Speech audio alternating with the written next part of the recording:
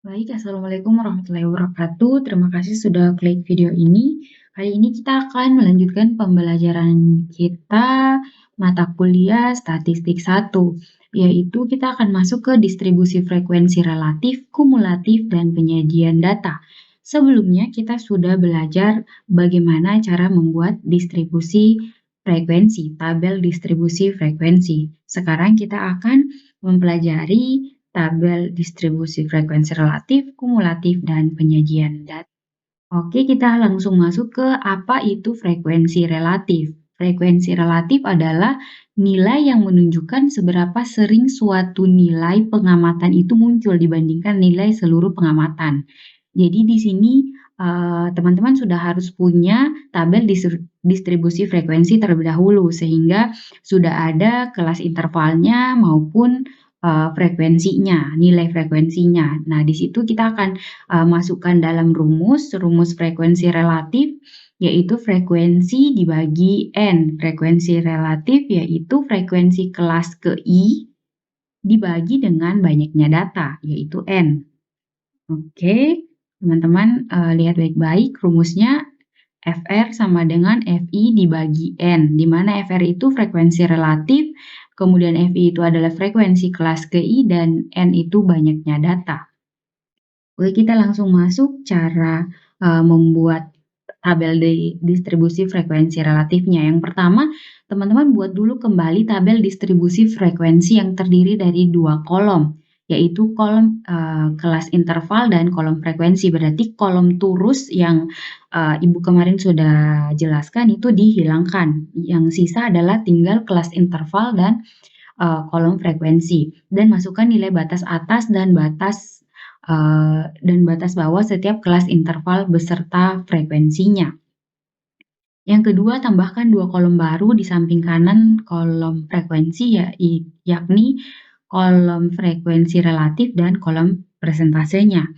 Kemudian yang ketiga, masukkan nilai frekuensi relatif berdasarkan hasil perhitungan untuk setiap kelas interval pada kolom frekuensi relatif dan jumlahkan totalnya. Yang terakhir, masukkan nilai persentase frekuensi relatif pada kolom persentase dengan cara mengalihkan nilai frekuensi relatif setiap kelas interval dikalikan 100 dan jumlahnya harusnya total akhir dari jumlah persentase adalah 100. Oke, kita coba masukkan ke dalam contoh.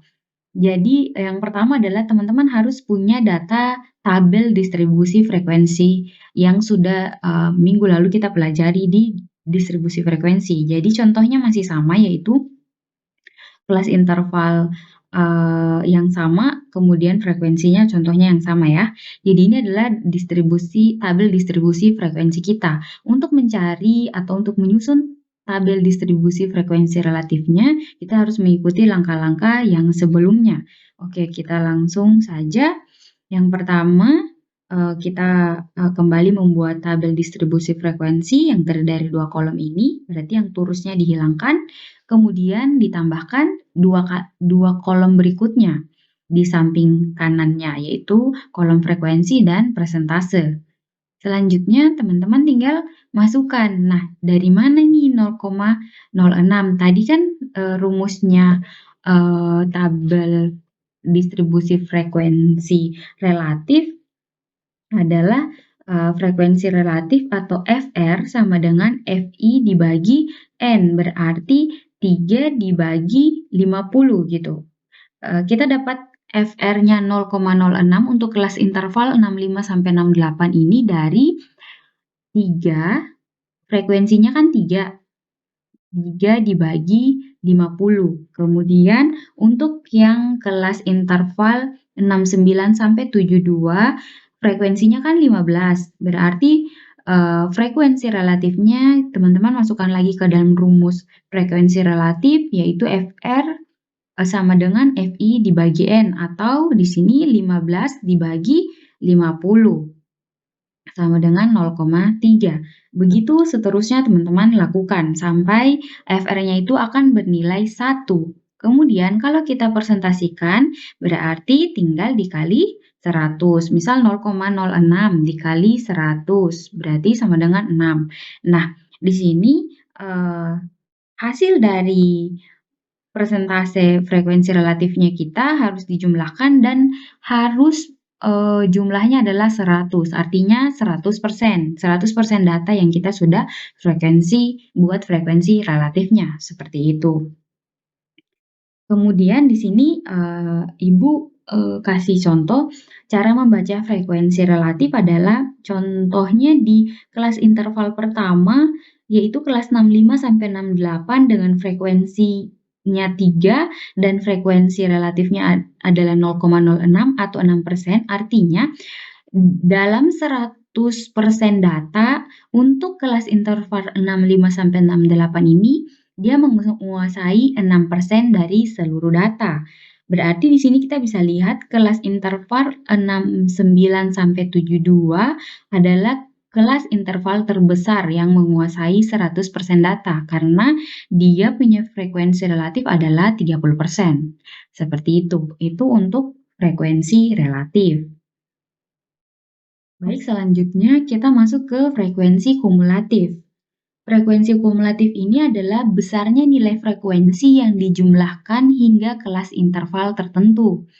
Frekuensi kumulatif ini terdiri dari frekuensi kumulatif kurang dari dan frekuensi kumulatif lebih dari. Nah, frekuensi kumulatif kurang dari adalah jumlah frekuensi hingga kelas interval tertentu yang nilainya kurang dari nilai tepi atas kelas interval tersebut. Kemudian untuk FK lebih dari atau frekuensi kumulatif lebih dari adalah jumlah frekuensi hingga kelas interval tertentu yang nilainya lebih dari nilai tepi bawah kelas interval tersebut. Nah, teman-teman harus, ingat kembali atau buka kembali catatannya, waktu kita belajar distribusi frekuensi, di mana di situ, ada yang Ibu sudah jelaskan, yang mana dari tabel itu, yang mana yang disebut dengan tepi atas, tepi bawah, dan batas bawah. Itu teman-teman harus, buka kembali catatannya yang distribusi frekuensi itu. Kemudian untuk membuat tabel distribusi frekuensi kumulatif, yang pertama adalah buat kembali tabel distribusi frekuensi yang seperti biasa ada 2 kolom. Yang kedua, tambahkan 2 kolom baru di samping kanan, yakni kolom frekuensi kumulatif kurang dari dan frekuensi kumulatif lebih dari. Yang ketiga, masukkan nilai frekuensi kumulatif kurang dari dalam FK kurang dari. Kemudian yang terakhir, masukkan nilai frekuensi kumulatif lebih dari pada FK lebih dari. Oke, kita masuk lagi ke contoh soal, contoh yang sama. Lagi-lagi teman-teman harus jangan buang contoh soal yang dari pertama kali kita buat distribusi frekuensi itu, karena itu yang akan kita jadikan contoh sampai pelajaran selanjutnya. Oke, yang pertama adalah kita buat kembali tabel distribusi frekuensinya kita yang terdiri dari 2 kolom, yaitu kelas interval dan frekuensi. Kemudian kita masukkan dulu nilai batas atas dan batas bawah setiap kelas interval beserta frekuensinya. Nah, kemudian yang langkah kedua, tambahkan 2 kolom baru di samping kanan dalam kolom frekuensi, yakni FK kurang dari dan FK lebih dari. Nah, untuk mendapatkan langkah ketiga adalah memasukkan nilai-nilai di FK frekuensi kumulatif kurang dari pada kolom FK kurang dari. Nah, cara dapatnya ini adalah tadi kan sudah dibilang bahwa di pengertian pertama itu FK kurang dari itu adalah jumlah frekuensi hingga kelas interval tertentu yang nilainya kurang dari nilai tepi atas kelas interval. Nah, di sini berarti kelas pertama adalah tepi atasnya berarti 68 tambah 0,5 yaitu 68,5. Nah, frekuensi atau data yang berapa banyak data yang nilainya itu kurang dari nilai tepi atas. Berarti yang kurang dari 68,5 ini ada 3. Berarti teman-teman tinggal simpan 3 gitu. Kemudian untuk yang kelas interval kedua, Ibu kasih contoh lagi. Tepi atasnya yang kelas interval kedua kan 72,5. Berarti berapa banyak data yang nilainya kurang dari 72,5 ini. Berarti kan ada data dari 65 sampai 72,5 nih. Berarti 3 tambah 15 sama dengan 18, kayak gitu. Atau bisa juga 3 ini, frekuensi yang ini, tambah ini 18, kayak gitu. Oke, Bu kasih contoh lagi yang ketiga. Untuk kelas interval 73 sampai 76 ini, berarti untuk FK kurang darinya adalah kita tentukan dulu batas atas, tepi atasnya. Tepi atasnya yaitu 76,5. Berarti berapa banyak data atau berapa banyak frekuensinya yang nilainya kurang dari 76,5. Berarti dari 65 sampai 76,5 nih ada berapa banyak frekuensi gitu. Berarti ini semua kan 3 tambah 15 tambah 14 sama dengan 32. Kayak gitu. Begitu seterusnya. Yang terakhir adalah kita mengisi kolom FK lebih dari atau frekuensi kumulatif lebih dari. Nah, untuk frekuensi kumulatif lebih dari di sini adalah jumlah frekuensi hingga kelas interval tertentu yang nilainya lebih dari nilai tepi bawah. Berarti kelas yang pertama 65 sampai 68 itu lebih dari tepi bawah. Berarti tepi bawahnya kan 64,5 nih tepi bawah. Nah, berapa banyak frekuensi yang nilainya tuh lebih dari nilai tepi bawah, berarti data yang lebih dari 64,5. Berarti yang 64,5 semuanya termasuk kan? Karena ini semuanya sudah di atas 64,5. Berarti semuanya teman-teman hitung 3, 15, 3 tambah 15 tambah 14 tambah 4 tambah 2 tambah 7 tambah 5. Berarti jumlahnya 50. Oleh karenanya frekuensi kumulatif lebih dari itu adalah 50 karena data yang dimaksud adalah yang di bawah tepi bawah dari kelas intervalnya. Berarti tepi bawah dari kelas interval yang pertama adalah 64,5. Nah, data yang lebih dari 64,5 kan semuanya nih. Oke, berarti dijumlahkan 50. Kemudian contoh yang kedua, kelas interval 69 sampai 72. Tepi bawahnya adalah 68,5. Nah, dihitung lagi berapa banyak data yang kelasnya itu atau frekuensinya nilainya lebih dari nilai tepi bawah gitu. Berarti jumlah frekuensinya ini nilainya lebih dari tepi bawah. Tepi bawahnya kan 68,5 untuk kelas interval ini, berarti tepi bawahnya 68,5. Berapa banyak data yang nilainya lebih dari 68,5, berarti semua ini kan di sini. Nah, teman-teman jumlahkan 15 tambah 14 tambah 4 tambah 2 tambah 7 tambah 5. Berarti 47. Oke, Ibu kasih contoh lagi yang kelas interval 73 sampai 76. Bagaimana mendapatkan 32 ini? Untuk frekuensi kumulatif lebih dari kelas interval yang 73 sampai 76, berarti teman-teman harus tahu dulu kelas tepi bawahnya. Tepi bawahnya berarti 72,5. Nah, berapa banyak frekuensi yang nilainya lebih dari tepi bawah kelas interval yang ini? Berarti yang nilainya berapa banyak data yang nilainya lebih dari 72,5. Berarti kan yang ini semua nih. Berarti teman-teman jumlahkan lagi 14 tambah 4 tambah 2 tambah 7 tambah 5. Jadinya 32. Begitu seterusnya. Kayak gitu. Oke? Nah, sekarang kita ke penyajian data. Penyajian data yang pertama adalah berbentuk grafik. Misalnya teman-teman sudah punya data, kemudian mau disajikan berbentuk grafik. Nah, grafik ini adalah suatu kerangka atau gambar yang digunakan untuk membuat objek visualisasi dari data pada tabel, dengan tujuan untuk memberikan informasi mengenai suatu data. Untuk membuat grafik statistik hanya diperlukan data nilai kelas interval dan frekuensi setiap kelas interval, di mana pada sumbu horizontal pada grafik menunjukkan nilai kelas interval, sedangkan vertikalnya menunjukkan frekuensi kelas interval. Cara membuat grafik statistik yakni menghubungkan titik frekuensi kelas interval yang satu ke titik frekuensi interval selanjutnya.